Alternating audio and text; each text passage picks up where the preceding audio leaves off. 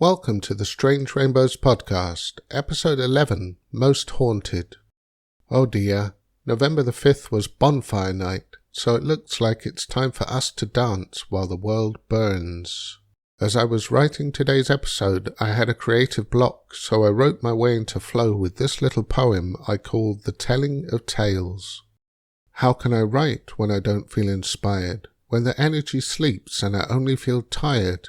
If I write down some thoughts, they'll be weak and insipid, but feelings are hard and my poems won't rhyme. Get some coffee and sit down, just put bum on seat, take a breath, clear my head, point my face to the screen. It's evolving, get flowing, put words on the page, then I don't have to worry what's happening backstage. 'Cause my mind will be focused, my fingers alive, lots of words, first a sludge, then a flood. I can dive in the ocean of wonder and swim with the whales, sing our songs and enjoy it, the telling of tales.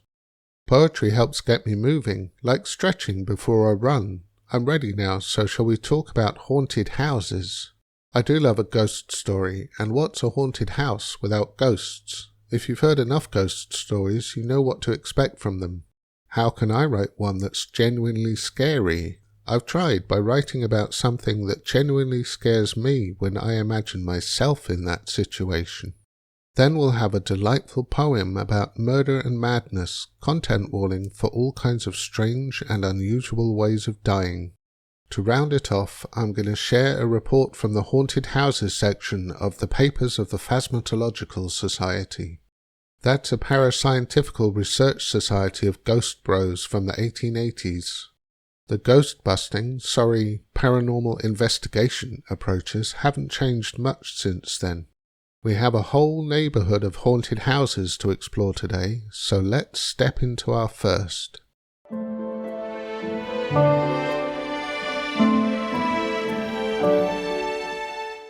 The House on Hill Row. Donovan woke early, as he always did. Work your whole life on a farm, and you couldn't sleep past daybreak. He walked down the stairs into the kitchen and put the kettle on, putting 2 mugs on the counter for tea. There was a note on the kitchen table. It read, "Uncle Don, I'm so done with this place. I'm after heading to the city to make a life there. Slan, Kieran." Figured everyone left sooner or later.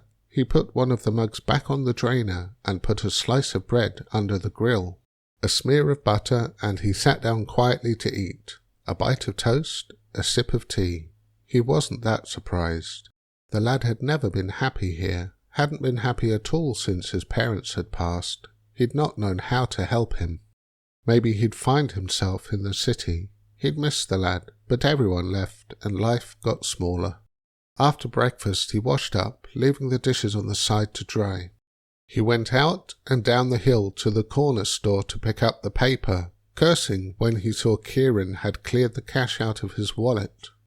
Back home he sat in the front room to read it, first the farming pages, then the usual stories of crime, war and other troubles. It was quiet without Kieran complaining and banging about. The day passed and he went to bed. The next day passed and he went to bed, and the next, and then the next. It was a quiet and lonely life now. He'd tried to make contacts out in the world, but he wasn't much of a talker, and folks just seemed to look through him like he didn't exist. He never got invited to anything, so he kept himself to himself. Wake up with the sun, tea and toast for breakfast, check the post. Just flyers and junk mail, the occasional bill. Read the paper, watch telly, have dinner and go to bed. A new group of students moved in next door. He banged on the wall when they played their music loud at night, but they just laughed and banged back, so he stopped bothering. On the other side, the house was quiet. Maybe the neighbour had moved out.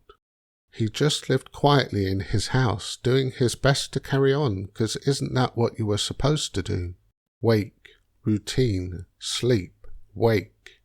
Until one day he didn't. He just ran out of steam, and like dust falling to the ground, he passed quietly in his sleep and was dead. But although he was dead, he was still here. Wasn't he supposed to go someplace after death? Standing by the bed, he looked down at his old body. He'd been young and strong once. He hardly recognized this old man on the bed. He'd go outside and see what he could see. He drifted down the stairs easy enough, but his hand couldn't grasp the front door handle, so he drifted through it. Out on the street it looked pretty much the same, but greyer, and he was more aware of the cracks in the walls and the pavement, the broken door frame, the faded graffiti. Strange how he'd not noticed all that before, maybe because he'd been broken down too. People walked past on the street, but he could see right through them, like they were ghosts. The students came out from next door, slamming the door and talking loud on their way down the hill into town. Donovan asked them what was going on, but they walked straight through him like he was invisible. Rude lads. They'd get what was coming to them one day. A few of the community cats watched him, but didn't approach. He tried to head into town, but it got harder, like pushing through treacle, and he couldn't even reach the corner shop at the end of the road. Then only halfway there, and soon enough he could barely get out the front door. He stood there and talked, cajoled, shouted, then screamed at people on the street. Cursing and threatening, he let out his frustration and rage at a life not lived. They all ignored him. Until one didn't. It was a young lass with quiet eyes and clothes of red and black, maybe a student or an office worker. He screamed at her, cursing and threatening, as was his way now. She stopped dead in her tracks, staring at him in shock. A small cat raised its head from her bag and hissed at him. Donovan tried to walk to her, but could only reach out his hands, trying to grab her. "You see me," he shouted. "Help me, witch, help me, or I'll rip your heart out."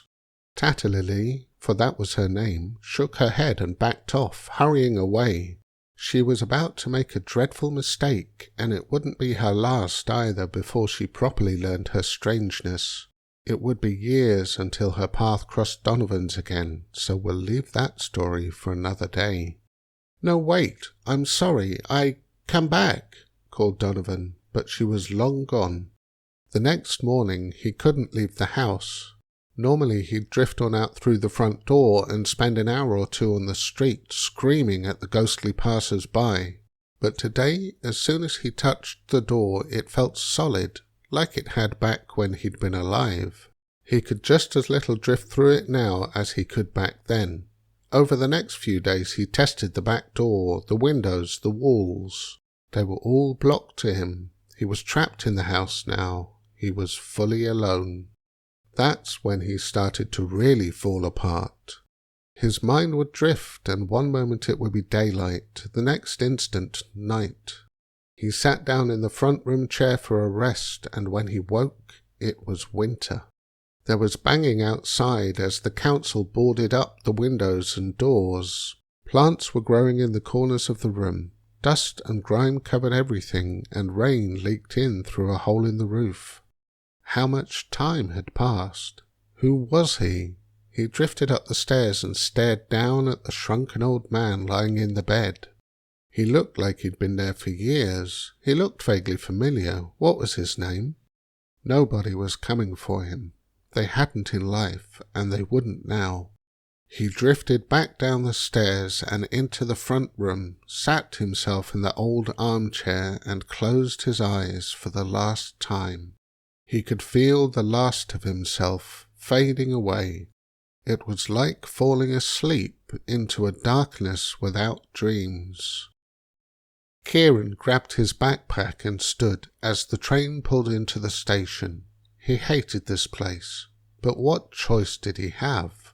He'd been fired in the last downsizing, and since then he'd racked up some pretty serious debts with some pretty serious people.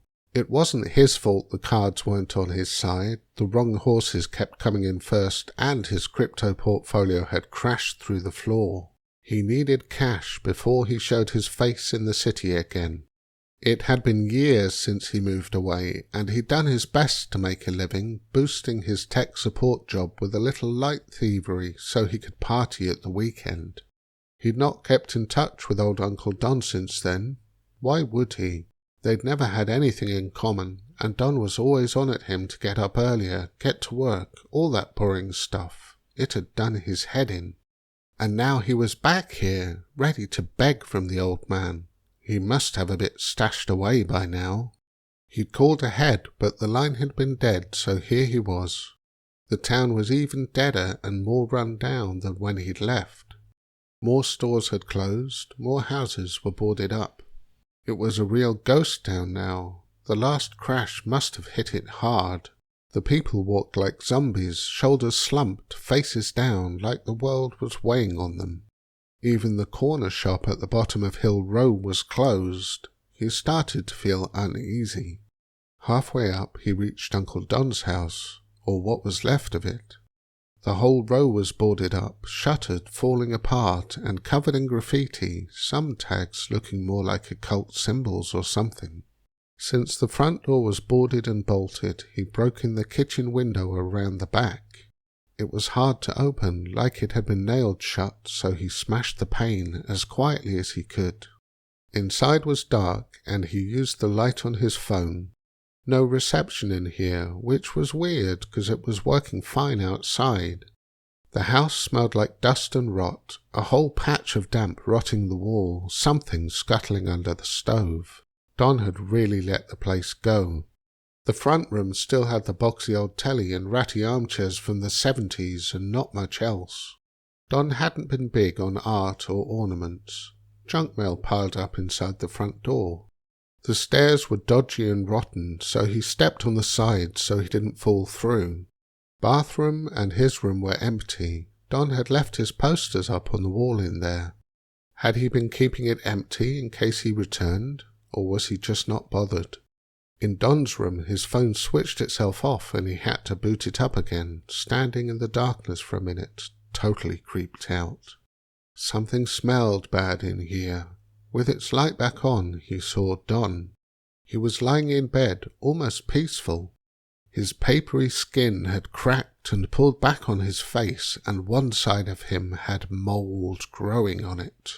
Like he'd just gone to sleep one night and not woken up, and gone to rot.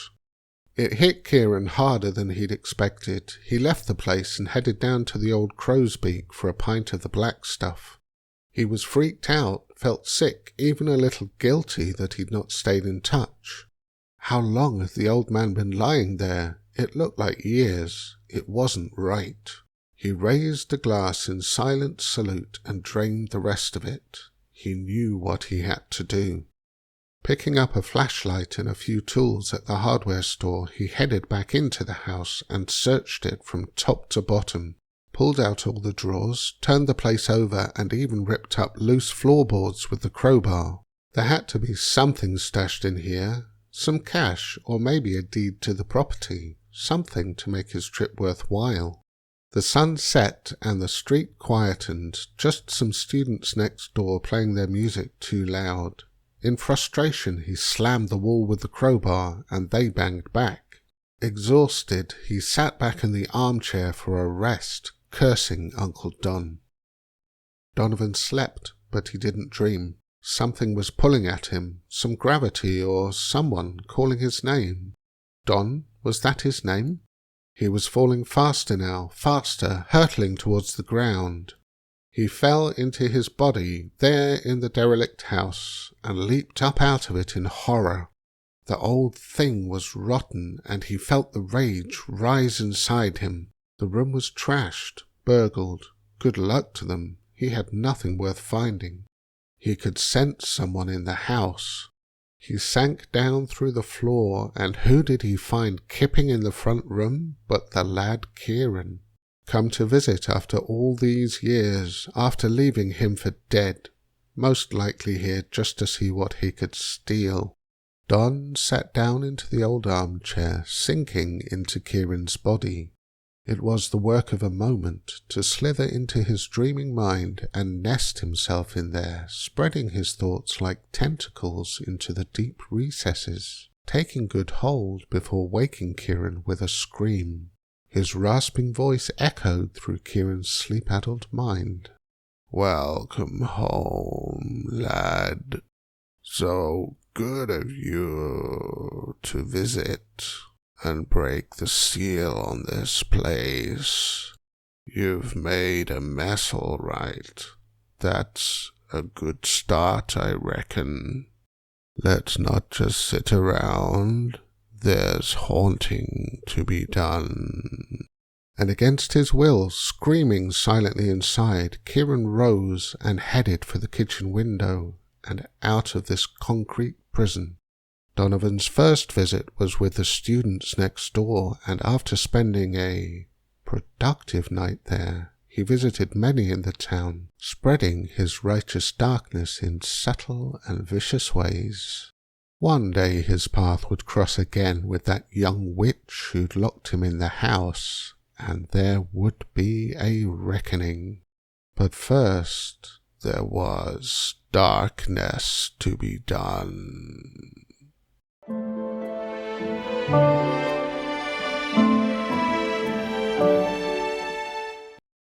There's a place here in town like Hill Row, with half a dozen derelict houses boarded up and going back to nature.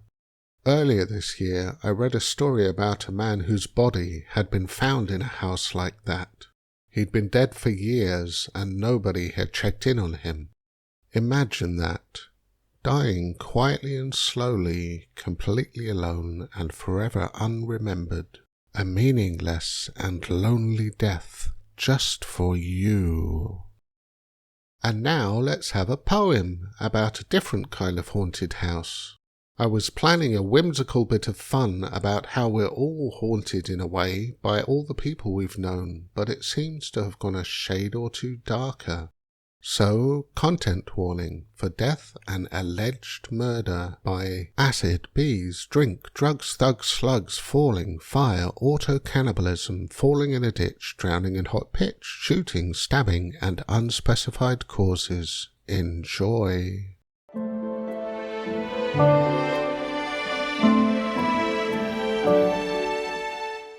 The Unhaunting of Me. This haunted house that is my head is haunted by things done and said. I should have just kept still instead, but now they're out, you know. I told you all about the ghosts and how I exorcised the host, especially ones who should be close. It's time for them to go. First, Mum got stung by hornet bees. The poison she used to release is now for her, and we're at peace. The bees have got it done. My cousin fell to drink and drugs, my uncle stabbed by football thugs, my auntie ate by giant slugs. Seemed someone had their fun. And brother got what he deserved, as acid ate into his nerves. Eternal torment, I observe. Another debt is paid.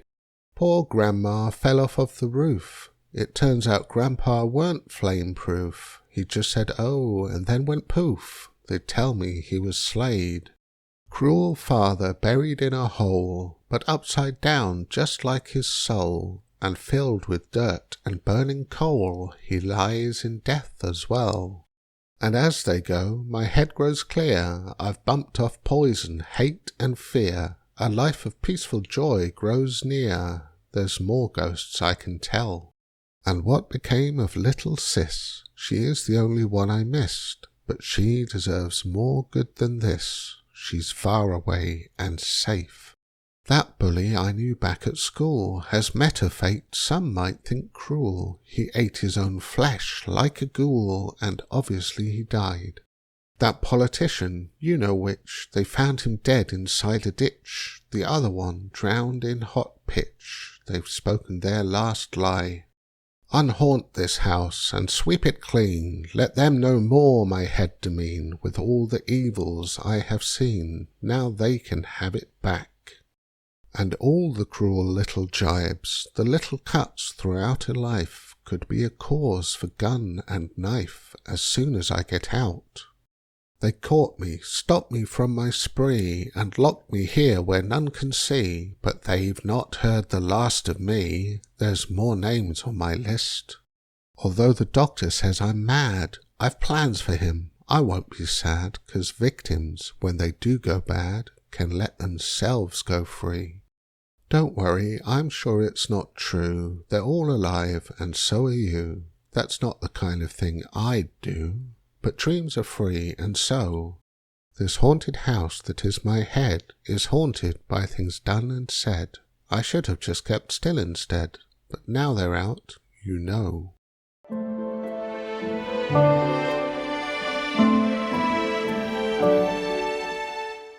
What a delightful poem. Seems I channeled some stuff in that one. I wrote it walking through the night in town, the half-distraction of dodging people and cars, letting it bubble up from the deep. Now here's a third perspective on it, the parascientifical one, in a report from a public domain book from long ago. I wonder how far we've really moved on since then. Or are our houses haunted by ever more ghosts, our minds ever more open to believing what we read on the socials, and our society falling ever further into strange and unnatural beliefs?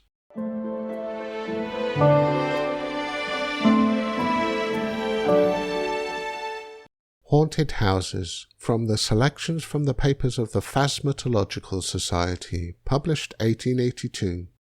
Part 4, Haunted Houses, Story R, communicated by W.B., the narrator.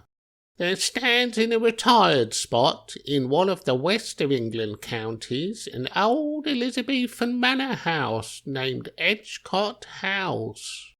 A reputation of being haunted had for many years caused it to be regarded with awe by every villager who lived in the neighbourhood. Some years ago, the writer of this paper went with his family to reside in it. Before taking possession, he was warned by several neighbours that strange appearances had startled former residents. Certainly, the neglected state of the house bore out their testimony that no one lived there more than a single year.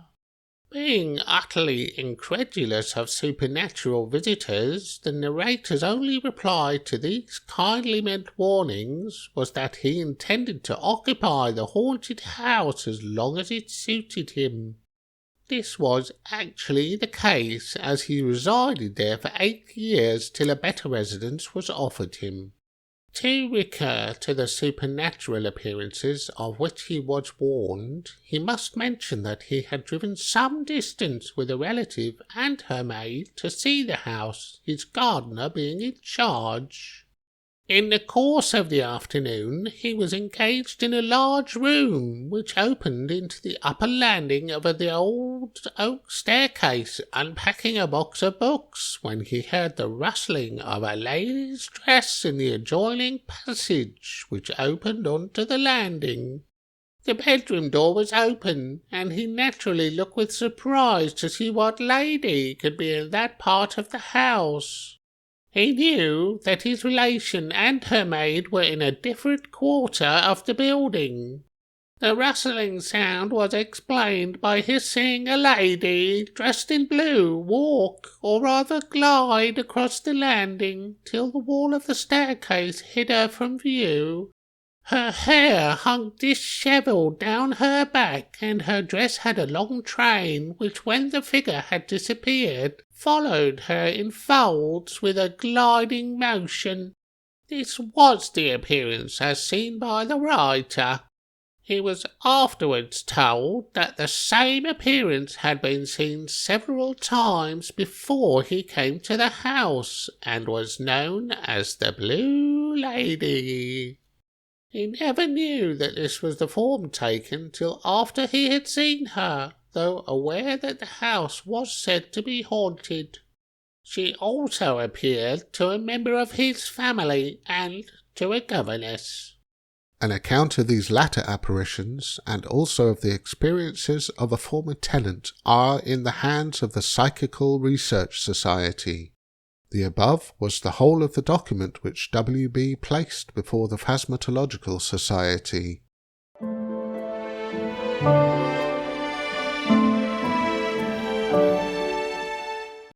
And how lucky we were to get an original recording of the report on wax cylinder.